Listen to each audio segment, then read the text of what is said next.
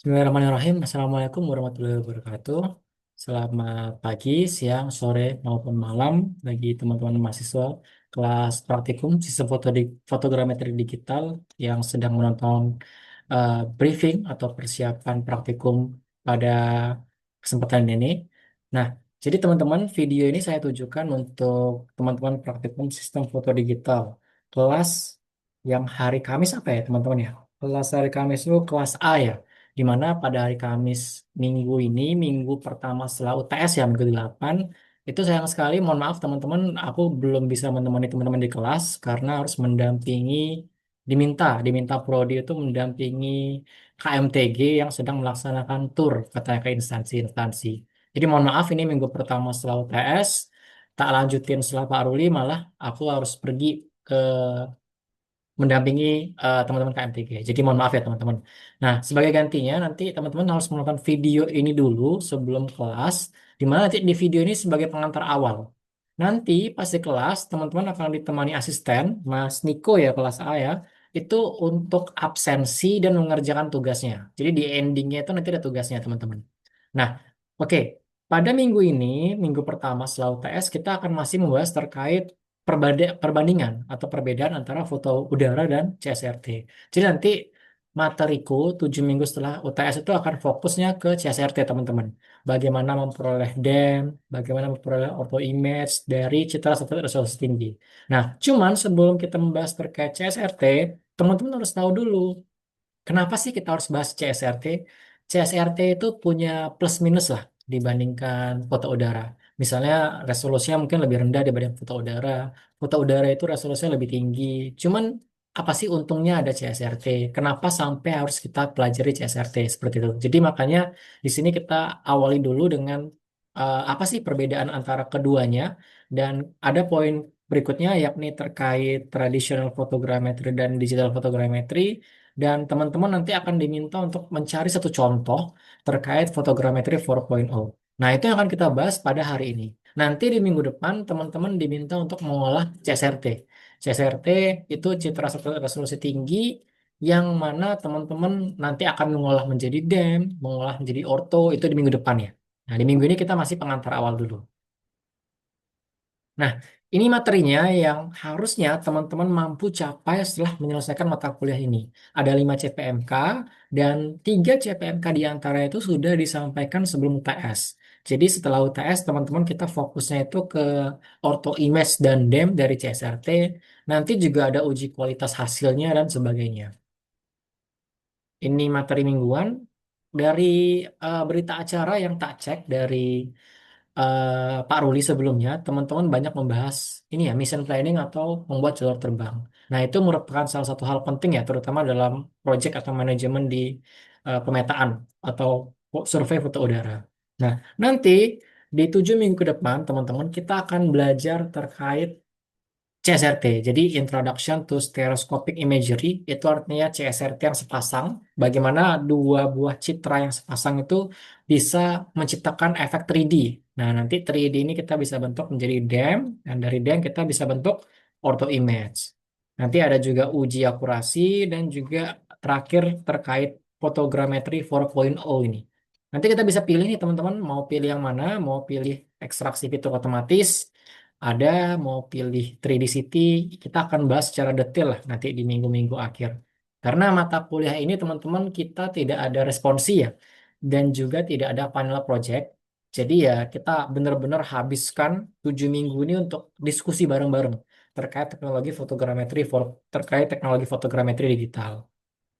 Oke, nanti di ending dari minggu ini, teman-teman diminta membuat sebuah resume. Resume maksimal 4 halaman. Apa aja isinya? Pertama, membuat tabel perbandingan antara CSRT sama foto udara. Itu satu. Itu minimal 7 aspek. Kemudian kedua, teman-teman diminta untuk mencari perbandingan antara traditional fotogrametri atau fotogrametri zaman dulu ya, sama digital fotogrametri atau fotogrametri saat ini. Nah, itu juga dibuat tabel, dan teman-teman sebelum itu makanya teman-teman harus nonton video ini nih. Harus nonton video ini, ini tak jabarkan perbedaannya antara traditional photogrammetry sama digital photogrammetry. Nah, mungkin teman-teman sudah sering lihat slide ini, slide-nya Pak Harin ini, di mana teknologi fotogrametri itu sudah melewati berbagai fase. Dan utamanya ada 4 fase dari teknologi fotogrametri. Pertama, fase optik mekanik, di mana semuanya itu masih serba manual. Jadi menggunakan alat ini, alat stereofotor yang masih gede ini ukurannya luar biasa gede teman-teman. Jadi hampir seperempat ruangan. Kemudian berubah ke analytical photogrammetry, ini sudah mulai berubah ke penggunaan komputer, tapi masih jadul. Kemudian menggunakan soft copy photogrammetry, ini sudah masuk penggunaan UAV di sini. Dan terakhir, masa saat ini adalah masa computer vision, di mana sudah ada AI, machine learning, deep learning, algoritma-algoritma canggih lah untuk membentuk foto udara. Nah, ini secara garis besar, teman-teman, untuk perbedaannya setiap fase. Pertama dari fase analog, yang mana dia majority menggunakan peralatan yang besar, gede, makan waktu lama, dan kameranya waktu itu masih kamera matic, teman-teman. Jadi kameranya itu kamera yang terpasang di pesawat itu, yang gede.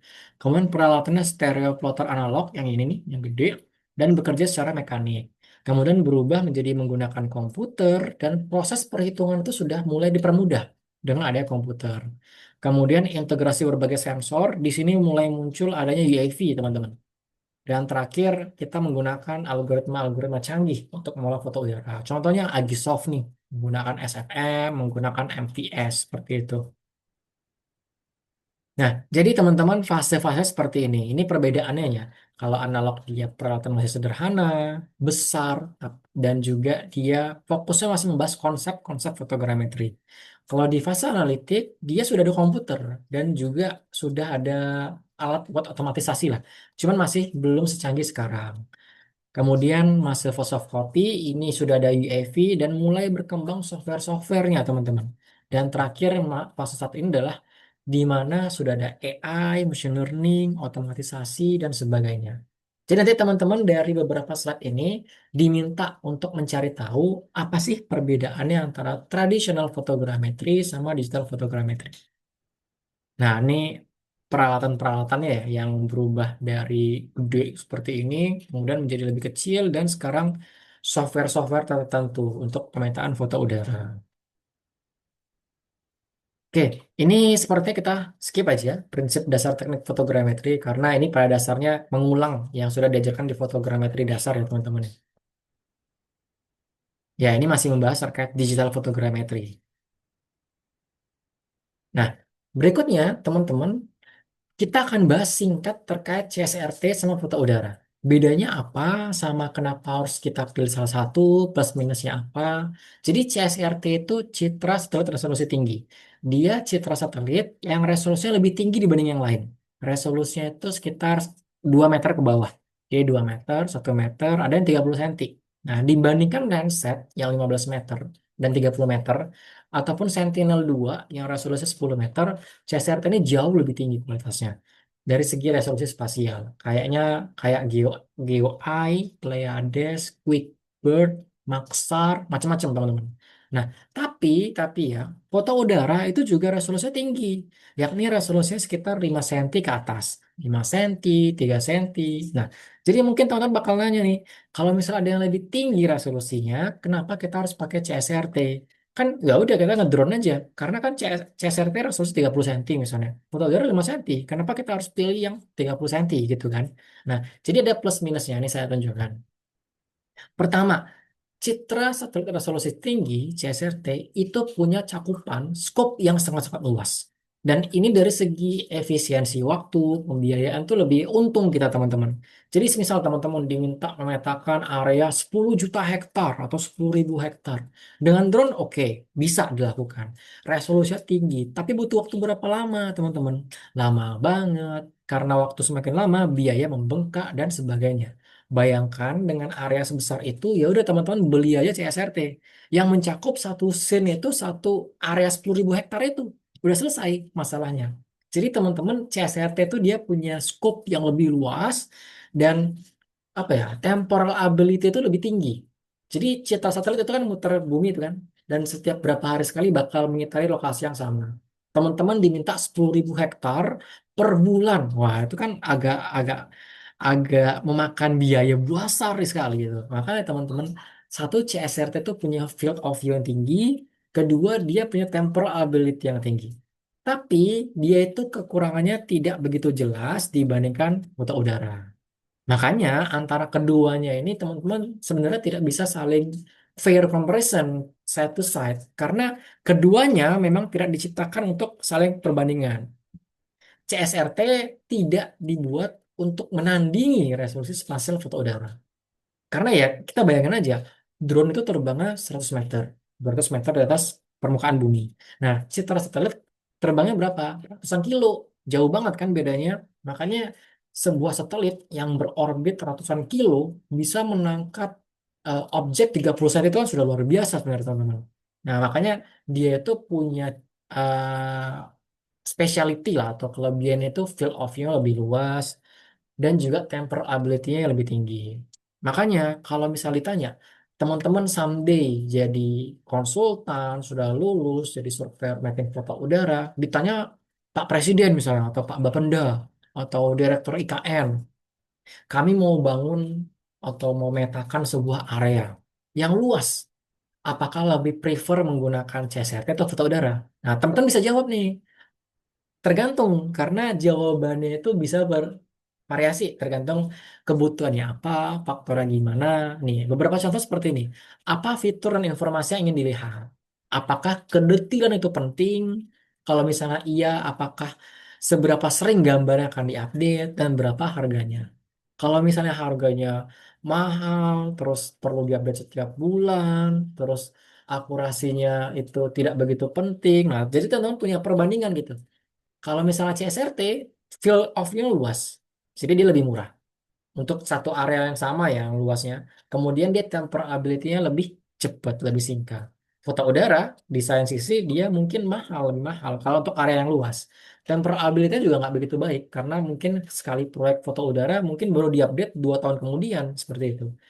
Terus dia punya kelebihan tapi resolusi spasialnya tinggi banget dibandingkan CSRT. Nah, jadi teman-teman bisa milih perbandingannya gimana, perbedaannya gimana antara CSRT sama foto udara. Nah, nanti dengan CSRT kita bakal bangun dua ini, dua objek, DEM sama auto image. Oke, itu ya sebenarnya inti dari praktikum ini. Nanti teman-teman diminta membandingkan antara CSRT sama foto udara. Silakan dibuat tabel aja. Jadi nomor, kriteria, misalnya resolusi. Terus kolom berikutnya itu foto udara. Resolusi lebih tinggi di kisaran 5 cm ke bawah misalnya. Terus SRT, dia punya resolusi lebih rendah, 30 cm dan sampai 2 meter.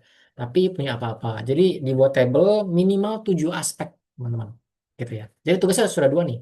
Dalam 4 halaman PDF, teman-teman diminta satu membandingkan CSR sama foto udara, kedua traditional fotogrametri sama digital fotogrametri. Tidak perlu cover, teman-teman langsung aja tulis nama, NIM, terus langsung nomor satu. Perbandingan CSRT sama foto udara. Ini. Dua, perbandingan tradisional fotogrametri, digital fotogrametri. Ini, dibuat table. Nah, nomor tiga, teman-teman, diminta untuk menuliskan satu contoh teknologi fotogrametri 4.0 saat ini. Jadi teman-teman silahkan cari paper, jurnal, penelitian atau apapun itu yang menggunakan fotogrametri 4.0. Ini saya kasih contoh misalnya fotogrametri 4.0 untuk pemodelan 3D misalnya. Dia pakai CSRT nih, CSRT, close range. Close range di sini ngiterin gedung dan ini pakai drone. Kemudian digabung jadi satu contoh. Kemudian klasifikasi tutupan lahan pakai deep learning nih, pakai algoritma deep learning. Kemudian pemetaan area SUTT misalnya. Ini dengan UAV misalnya. Terus deteksi bangunan, buat model 3D dan sebagainya. Ini teman-teman silakan carilah jurnalnya dan kemudian diminta untuk membuat kayak literatur review lah. Jadi teman-teman dalam 7 halaman, 4 halaman ini maksimal tidak perlu cover, diminta untuk menjawab ini. Satu, perbandingan foto udara. Dua, perbandingan tradisional fotogrametri. Dan tiga, contoh aplikasi fotogrametri digital 4.0. Oke, itu ya. Maksimal 4 halaman, tidak perlu cover, dan dikumpulkan di elok. Nanti eloknya tak berikan. Terus itu, kayaknya itu teman-teman mungkin sekian. eh, briefing ya. Ini sudah 15 menit ini recordnya. Silahkan nanti video ini ditonton dulu sebelum kelas. Dan teman-teman ya pas di kelas itu cuma absen. Mungkin standby dulu sebentar sambil menyicil-nyicil ngerjain. Mendengar arahan dari Mas Diko. Mungkin kita kelasnya kan jam ini 1 ya. Jam 2 sudah boleh keluar, teman-teman. Nanti ingatkan aja Mas Niko untuk keluar jam 2. Gitu teman-teman, mungkin sekian dari saya. Kita jumpa di Kamis minggu depan ya. Mohon maaf nih belum bisa bertemu. Terima kasih. Wassalamualaikum warahmatullahi wabarakatuh.